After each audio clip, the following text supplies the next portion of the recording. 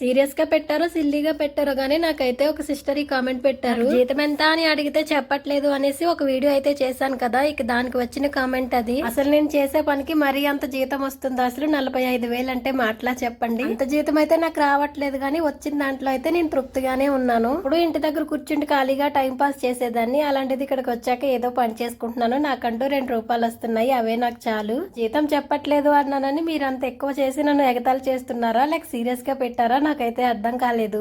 ఇంకొక సిస్టర్ ఏమో, అక్క నీకు ఇల్లు లేదా, ఇల్లు కట్టుకోవడానికి ఇంత దూరం వచ్చావా అని ఆ సిస్టర్ కమెంట్ పెట్టారు. ఇల్లు లేకుండా లేదు, ఇల్లు అయితే ఉంది, కానీ అది ఎప్పటికీ ఉండదు కదా, మట్టి ఇల్లు అనమాట. ఎప్పుడో మా తాతయ్య వాళ్ళు కట్టిన ఇల్లు అయితే ఉంది, కానీ ఎప్పటికైనా మా పిల్లలకంటూ మేము ఇల్లు అనేది కట్టి ఇవ్వాలి కదా. ఎవరికైనా సరే సొంత ఇల్లు అనేది ఒక ఆశ, కోరిక. మేమైతే ఇల్లు కట్టుకోవడానికే ఇంత దూరం అయితే వచ్చాము. మా ఆయనకైతే చేతిలో పని ఉంది, ఆయనకైతే ఎక్కడికి వెళ్ళినా పని అనేది ఉంటుంది. ఆడవాళ్ళు ఊర్లో డ్యూటీలు చేసుకోవాలంటే ఎక్కడ దొరుకుతాయి, ఎక్కడ దొరకవు కదా పల్లెటూరులోను.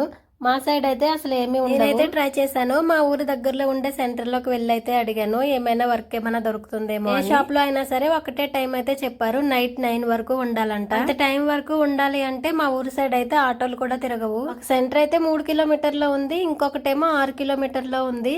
6 కిలోమీటర్ల దూరంలో ఉన్న దాంట్లో అయితే వర్క్ అనేది ఎక్కువగా దొరుకుతుంది, కానీ అక్కడ నుంచి ఇంటికి వెళ్ళాలి అంటే చాలా ఇబ్బంది పడాలి. అది కాకుండా జీతం కూడా 6 నుండి 7,000 ఇస్తారంట. టైమింగ్ వచ్చేసేమో పొద్దున 9 గంటల నుండి సాయంత్రం 9 గంటల వరకు చెయ్యాలి. అంత టైం పని చేసి 6,000 7,000 అంటే మనకి అసలు కిట్టనే కిట్టదు. కనీసం 10,000 ఇచ్చినా సరే సంతోషంగా ఊర్లోనే ఉండి చేసుకోవచ్చు, ఎంత కష్టమైనా గానీ. 6,000 7,000 అంటే రాను పోను మనకి ఛార్జీలకే అయిపోతాయి. నాకైతే ఎప్పుడు ఒకటే అనిపిస్తుంది, పల్లెటూరులో ఉండే ఆడవాళ్ళు ఎవరైనా ఏదైనా ఒక వ్యాపారం చేస్తూ దాని కింద ఒక 10-15 మంది ఆడవాళ్ళకు ఉపాధి కల్పిస్తే ఎంత బాగుంటుంది. ఇంత దూరం వచ్చి నాలాంటి వాళ్ళు ఇలా పని చేసుకోవాల్సిన అవసరం అయితే ఉండదు.